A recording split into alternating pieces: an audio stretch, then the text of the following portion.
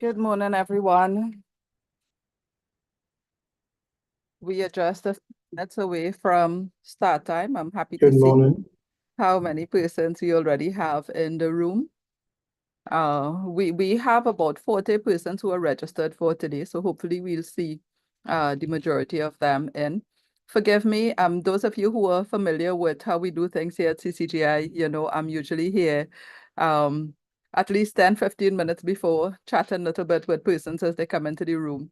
But we do have an event we are preparing for tomorrow and Saturday. We are taking part in Republic Bank's Sustainability Expo at Center of Excellence here in Trinidad and Tobago. That's for our friends who are from outside this country. And we do have quite a bit of preparation. It's my first time managing a booth for an expo, so there were quite a bit of last minute decisions to be made, up until a few minutes ago with respect to some tokens and so we are doing. So forgive me. Today we just were a little bit behind in terms of our early introductions. However, we always start on time here at CCGI, and you can see we are just seconds away from our start time. Oh, and so as soon as it hits that noon time, I will begin with the official opening remarks here at CCGI. Okay, so and we will be doing this part of today's segment live on our YouTube channel. Just the opening part, and then when I introduce our facilitator and as he begins his process, we would end the live stream because, of course, this is a private workshop that we are not sharing the entire thing publicly. But part of our process in building our brand visibility is to do the live streaming for segments of our workshops. Okay. Right. So that's my alarm that says it's 12 o'clock, and now we will begin. Really.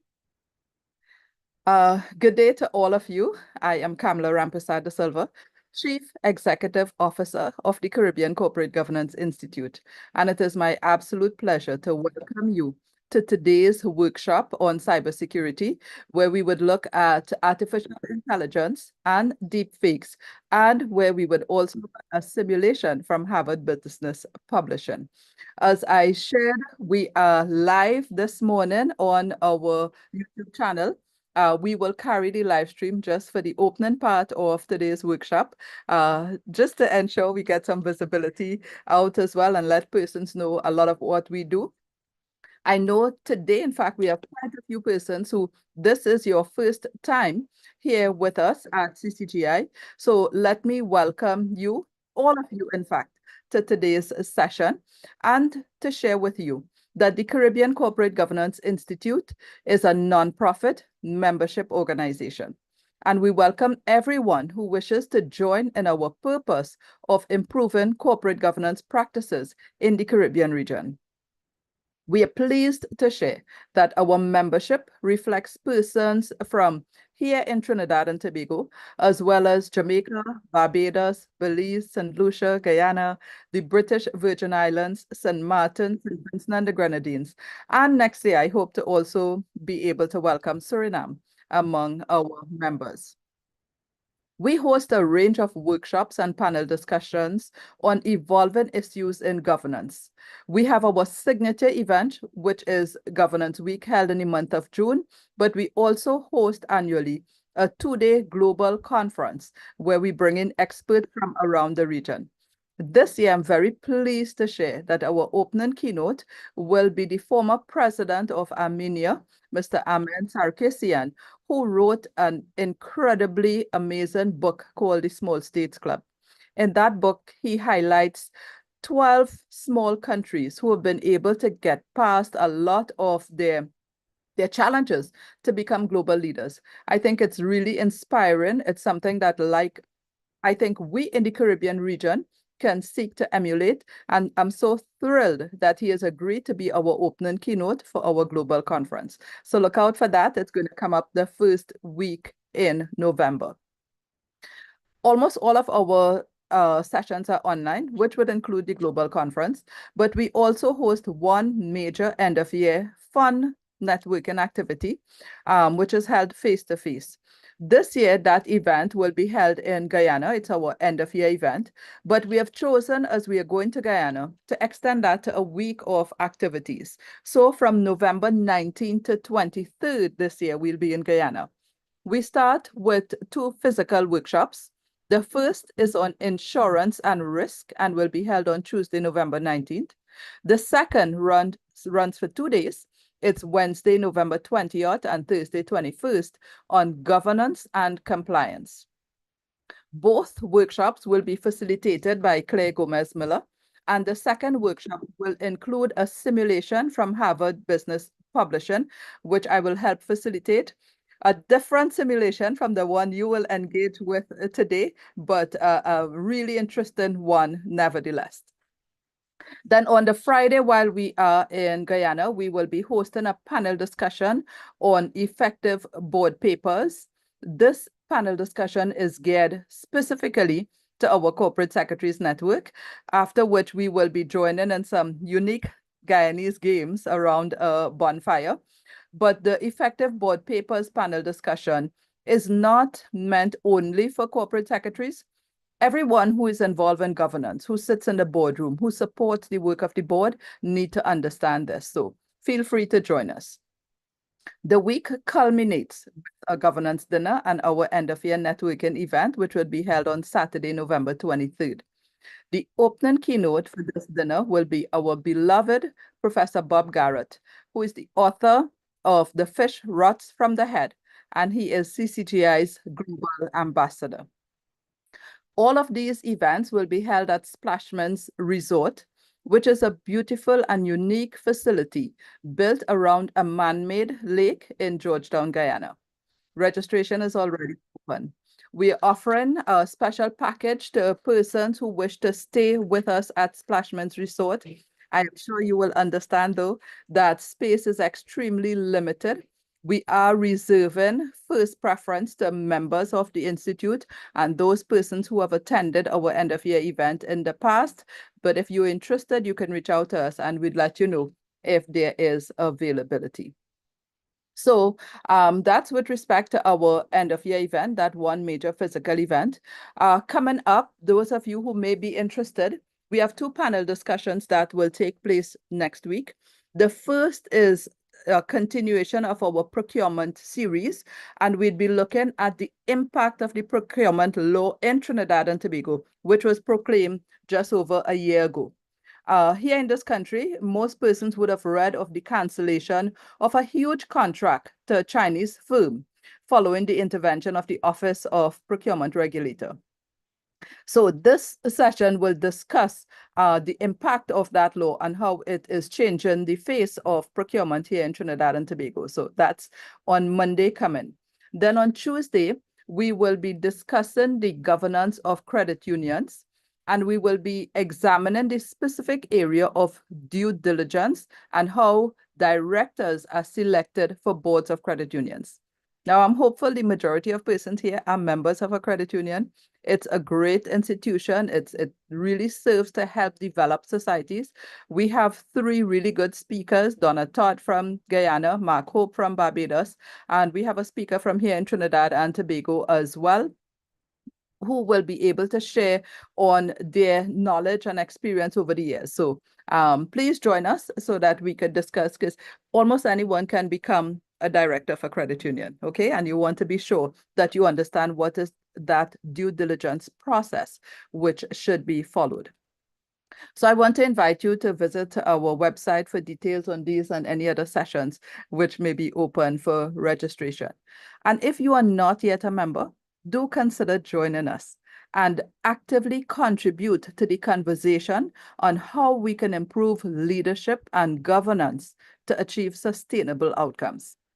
Persons may join us as individual members, or your companies may choose to pay for bundle membership, which can cover from 6 to 12 members. I'm so pleased to share that the majority of you here do come from organizations that are already members of CCGI. You specifically may not be the named member, but you too can benefit so long as you liaise with your organization to get the discounted rates to our workshops and panel discussions. Okay, so we look forward to seeing more of you for future sessions. Just before we formally begin the workshop today, I'd just like to make a few housekeeping announcements. And again, because we have a lot of persons who are new, first time with us, we would like to invite you to please ensure your name is correctly captured on your screens. We are in a virtual room together in Zoom. We are not in a webinar. A virtual meeting allows you to engage freely with other participants in the room, so we would like to ensure that everyone is easily identifiable. We also ask that you please keep your microphones on mute throughout the session.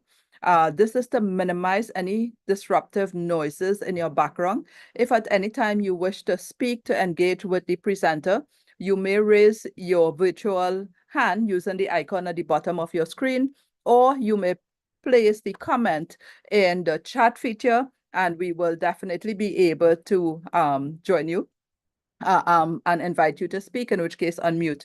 But as soon as you are done, please mute your microphones again. Now, those of you who need to earn CPDs or PDUs as part of your ongoing certification, for these workshops, we do provide certificates of participation with the CPD hours. So you can look out for that about a week or two after the completion of the session. Please note that we will only issue the certificates if you have attended the session and you have been here for the entire day, okay? Finally, we'd like to put up a survey link at the end of today's session, and we'd ask you to take 2 minutes and please give us your feedback because it helps us in planning our sessions. A final thing I'd like to share is that we would try to complete today's workshop by 3 p.m. rather than the advertised time of 4 p.m.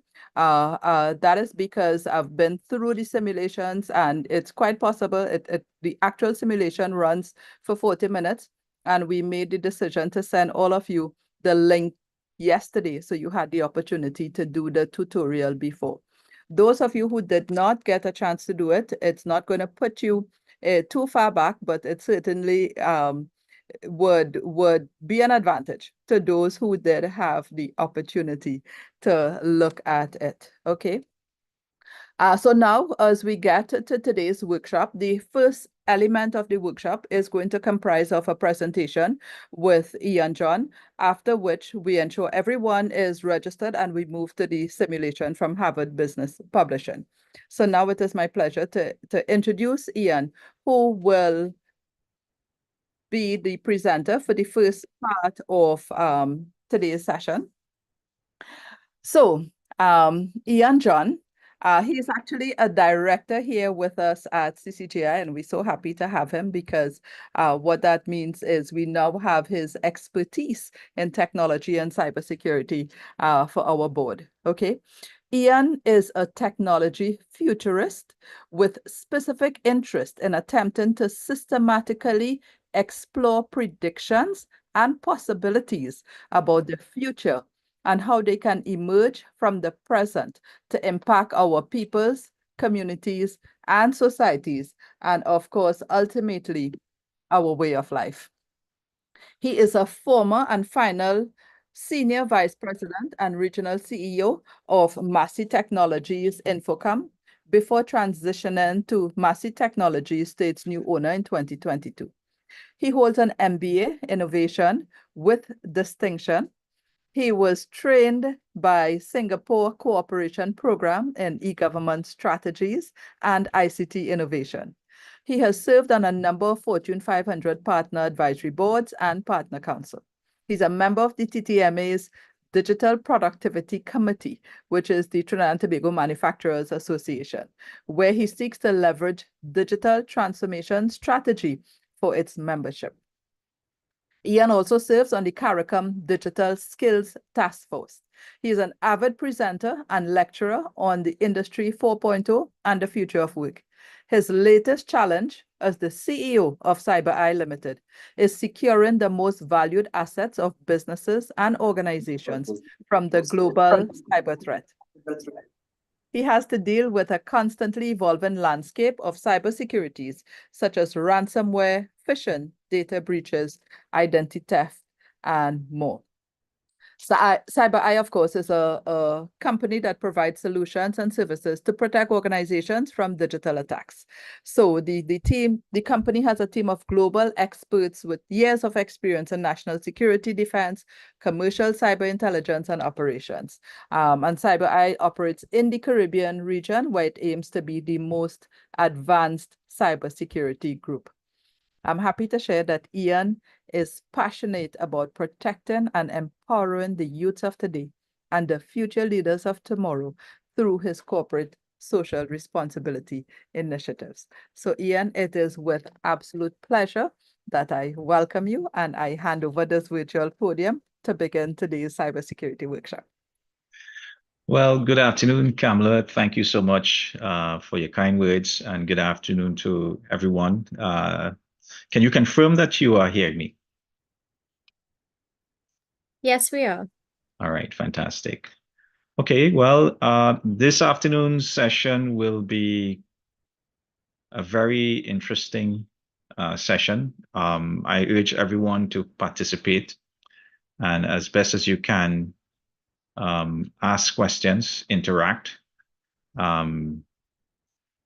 get the most out of it, right? So as Kamala said, I am CEO of the CyberEYE Security Group, and very quickly, we have remediated some of the most devastating, catastrophic breaches in the Caribbean in the last 2 years. And I will share some examples with you this afternoon. And the idea of this presentation is really to prepare you for the simulation in which you're going to take part with in a little bit, right? So again, feel free to interact. One of the things we find when there is a cyber attack is it doesn't matter the size of the organization and how many IT experts are within the organization.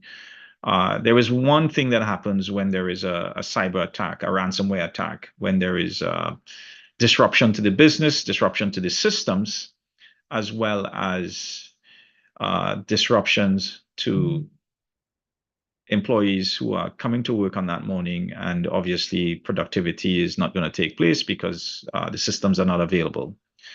So the organization steps into crisis mode immediately, and in crisis mode comes chaos, and within that chaos comes a mass amount of disorganization in terms of persons not being aware of what their roles are in specific relation to how do they go about recovering from that cyber attack. And that is usually the case from the chairman of the board, go right down to the IT administrator. Everyone seems to be in a state of shock. Okay, so it is usually my role and some of my other vice presidents, it's our role to bring some sanity and clarity to the chaos and provide that leadership. And usually we'll go through some of that today, but usually even with the best of documentation in terms of BCP, disaster recovery plans, and in some instances, very few organizations we have had to recover had incident response plans. But in most instances, those plans are not available because they were on the computers and the systems that were hacked. Okay, so today you're going to get a lot of nuggets.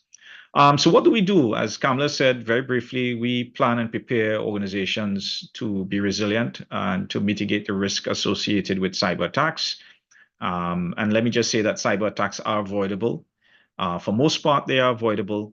And when they do happen, the risk and the impact to the organization can be limited. Okay, and that's with the right planning, and that's with the right preparation, the right procedures, controls, etc. In some instances, we have customers whose data is very critical, and it's protected by the Data Protection Act, not only in Trinidad and the Caribbean countries, Jamaica, Barbados, but it's also protected by way of GDPR, which is the Data Protection Act of the EU, and which has a long arm, as we say, because once there are data containing European companies or European citizens within your organization, you are subjected to some elements of the GDPR. So we provide that real-time monitoring to the digital assets to ensure that infiltration, exfiltration, breaches do not take place. And if they do occur, the impact, again, is very minimal. And then, of course, the final aspect of it is when there is an attack, we are on that site within a matter of hours in Trinidad and Jamaica, where we have responders. But we are also responding in minutes remotely with the global expertise and teams that we have. So this is us. Make no mistake, cyber attack is global in nature. The attack vectors are using the most sophisticated tools. Now AI is a main element in a lot of the attacks that are taking place globally and in the region as well, right? So our team of experts in London, Poland, Singapore for certain expertise, the best expertise for advanced threat hunting and forensics, for instance, come out of Singapore. So you need to have a presence there. And then New Zealand also has a set of capabilities and expertise. So we are relying heavily on the first world expertise. And by the way, some of these skills are not available in the Caribbean in no way, and will not be, because we cannot afford to hire those skill sets. They're very scarce, and therefore they are in some of the developed countries, right? So just that you know, if you are working with a local cybersecurity provider, make sure that there is the backing and the support of global cyber experts as well.